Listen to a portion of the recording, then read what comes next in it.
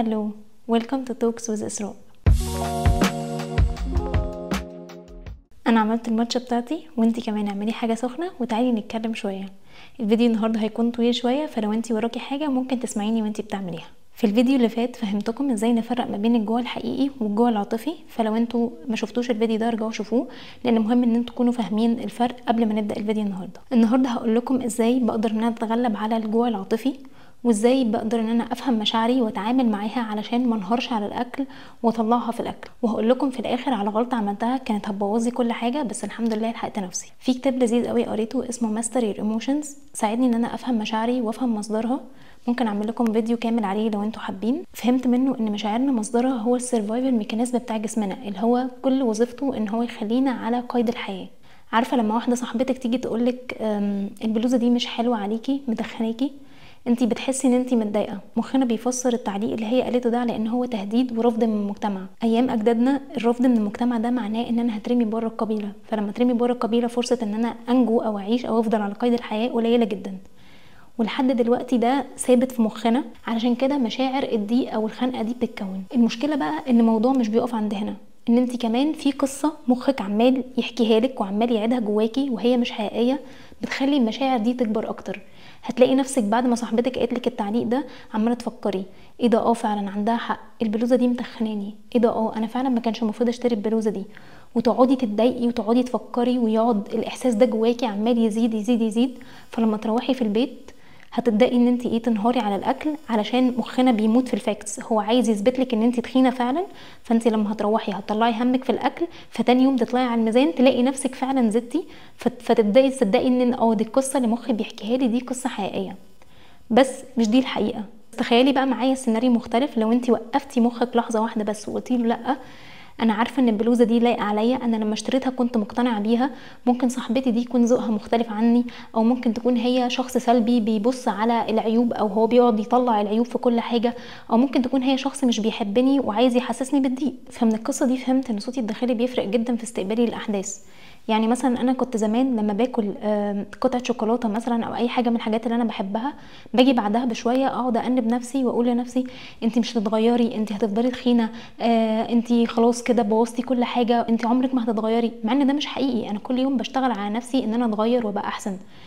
فبدات اكلم نفسي بطريقه مختلفه تانية خالص، بقول لنفسي تمام، انا كنت متضايقه وجسمي كان محتاج دوبامين، وانا اديته الدوبامين ده في صوره قطعه الشوكولاته دي.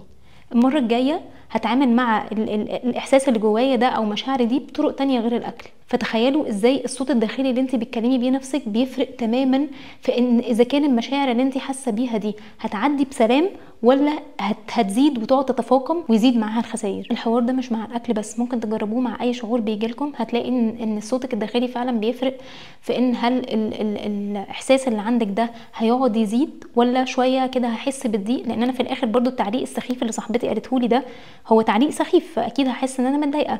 فهل بقى الاحساس بالضيقه ده هيقعد شويه ويعدي، ولا هيقعد يزيد ويتفاقم جوايا وهيتحول بقى من هو كان احساس صغير لان انا معاه خسائر كتير هتحصل. واشتغلي على الصوت الداخلي اللي جواكي.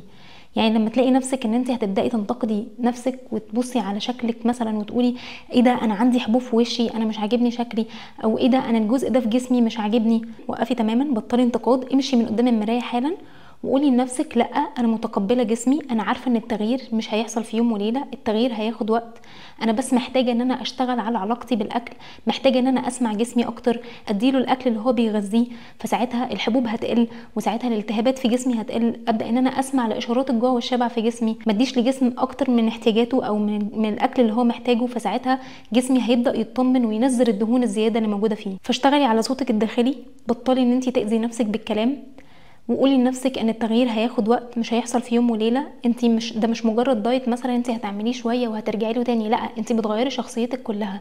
انت بتتحولي من شخص كان الاول عمال على طول ان هو يأذي نفسه بالكلام فبينهار على الاكل فيرجع فعلا يزيد تاني، تتحولي لشخص عنده سيلف كومباشن، عنده طيبه او حنيه على نفسه، بيبطل ان هو يقول لنفسه كلام سلبي. فلو انت قدرتي انت تصلحي الصوت الداخلي اللي جواكي ده، استقبالك لكل الاحداث هيتغير تماما. هتلاقي نفسك ان انت بدل ما كنتي زمان بتنهاري على الاكل بسبب ان انت حاسه ان انت مضغوطه من الشغل مثلا او من زن الاولاد في البيت وكده، هتلاقي ان خلاص بداتي تتعاملي مشاعرك بطرق تانية. فاحنا زي ما اتفقنا، مخنا عايز يحمينا، عايز يخلينا على قيد الحياة، بس هو مشكلته ان هو مش ذكي قوي. هو مش عارف الفرق ما بين الخطر الحقيقي ان انا مثلا في اسد واقف قدامي هيهاجم عليا، ولا خطر مزيف جاي بسبب ان انا مثلا متوتره، او بسبب ان انا عندي ضغط في الشغل، او بسبب زن الولاد في البيت طول اليوم، فده بيزود عندنا التوتر كأمهات. فمخك لما بيحس بالخطر بيبقى عايز يحس بالامان، عاوز دوبامين، واسهل طريقه ياخد بيها الدوبامين ده هو الاكل. بس الحقيقه بقى ان في طرق تانية ممكن ادي بيها لجسمي دوبامين غير الاكل. هقول لكم على الليست بتاعتي اللي انا كاتباها لنفسي ومجهزاها، عشان لو جالي اي ارج او جالي اي رغبه ملحه على ان انا اكل، بفتح الليست دي واشوف منها حاجه مناسبه في الوقت دوت ان انا اعملها. الليست بتاعتي بقى فيها ايه؟ ان انا امشي من المكان، اتمشى شويه، اعمل تمارين تهدئه الجهاز العصبي، ودي بجد سحر. لو انتوا عايزين نعمل لكم فيديو عنها برضو ممكن اعمله. ان انا اقرا شويه، اكلم حد في التليفون، اعمل سكين كير. المهم ان انا بعمل حاجه انا عارفه ان هي بتهديني وانا بحبها، بتديني دوبامين مستقر غير الدوبامين السريع الاكل بيديهولي. انت كمان اعملي ليست زيها بالحاجات اللي انت بتحبيها وبتهديكي، واكتبيها مثلا على الموبايل. لما يجيلك رغبه ملحه في ان انت تاكلي وانت اصلا مش جعانه، افتحي الليست دي وشوفي منها حاجه مناسبه تعمليها في الوقت اللي انت فيه ده. وبجد نصيحتي ليكي ما تستنيش ان يحصل لك مثلا ارج او يجيلك رغبه ملحه على الاكل علشان تعملي بيها الحاجات ديت. ابداي اعملي روتين في يومك بيديكي دوبامين مستقر، بان انت مثلا تقري، تعملي اي حاجه بتحبيها بتهديكي، غير الدوبامين السريع اللي بيديهولك السكرولينج على السوشيال ميديا او اللي بيديهولك الاكل. هقول لكم برضو على شكل الروتين بتاعي. يعني انا مثلا لما بصحى من النوم بحاول على قد ما اقدر ان انا اعمل حاجه اسمها سلو مورنينج. الموضوع بيكون صعب طبعا في وجود بنتي معايا في البيت، بس بحاول وبعمل اللي عليا يعني. فيا اما هبقى بجهزها للحضانه، يا اما هي هتكون قاعده معايا في البيت فجهز لها فطار، وبعدها بقى ابدا اعمل انا الروتين بتاعي. بعمل سكين كير، وبعد السكين كير ده بقعد شويه كده نص ساعه على الاقل، اقعد اقرا في هدوء بدون اي ديستراكشنز، وبعدها بقى اشرب الماتشا بتاعتي او اشرب قهوه من غير كافيين، وابدا بقى شغلي في البيت.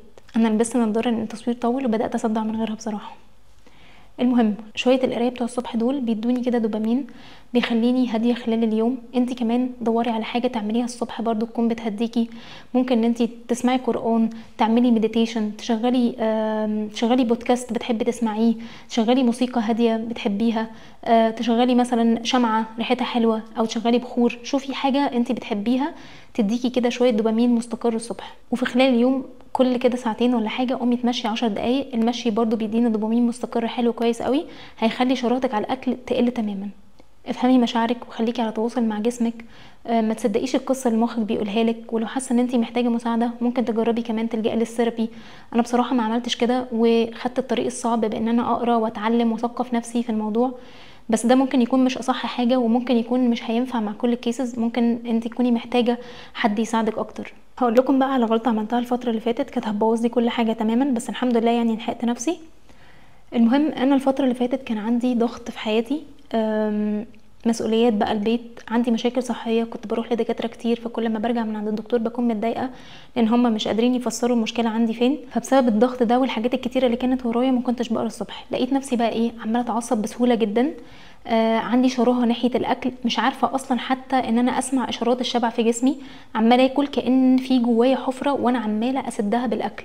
لما بصيت كده على اليوم بتاعي وشفت شكله عامل ازاي، لقيت ان انا مفيش اي حاجه في اليوم بتديني دوبامين غير الاكل. فكان منطقي ان جسمي عمال يخليني اكل لان هو محتاج دوبامين. فنصيحتي ليكي ما تستنيش ان يجيلك رغبه ملحه علشان تبداي تنفذي الكلام ده، لا انت من دلوقتي ابداي اعملي روتين لنفسك يكون بيديكي دوبامين مستقر. هقعد اعيد لك الكلام ده كذا مره لان هو مهم تماما، هو ده اللي هيخلي علاقتك بالاكل تتصلح.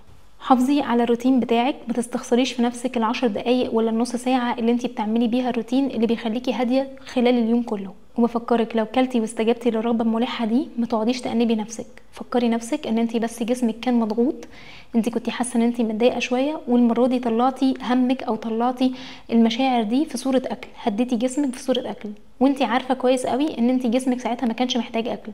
فالمره الجايه خلاص انا هتعامل مع المشاعر دي بطريقه تانية غير الاكل. وما تقاوميش الشعور وما تصعبيهاش على نفسك عشان الشعور ده يعدي بسلام. فهمي مشاعرك وفكري نفسك ان القصه اللي مخك بيعدها لك دي مش حقيقيه. انت بجد خلاص لو فهمتي مشاعرك هتبداي ان انت تتعاملي معاها بطرق تانية غير الاكل، فخلاص مش هيبقى عندك اصلا شراهه على الاكل، وهتعالجي الاكل العاطفي ده تماما. ما تنسوش تعملوا سبسكرايب واستنوا الفيديو الجاي، هنتكلم فيه في توبيك حلو قوي اللي هو الفيمينين انرجي، وازاي لما بتكوني في الماسكلين انرجي ده بيأثر على علاقتك بالاكل. وكمان قولوا لي برده لو انتوا في توبكس معينه عايزيني اتكلم فيها الفتره الجايه، انا محضره محضره لكم كام موضوع، بس برضو محتاجه اسمع رايكم. وبس كده، اشوفكم الفيديو الجاي.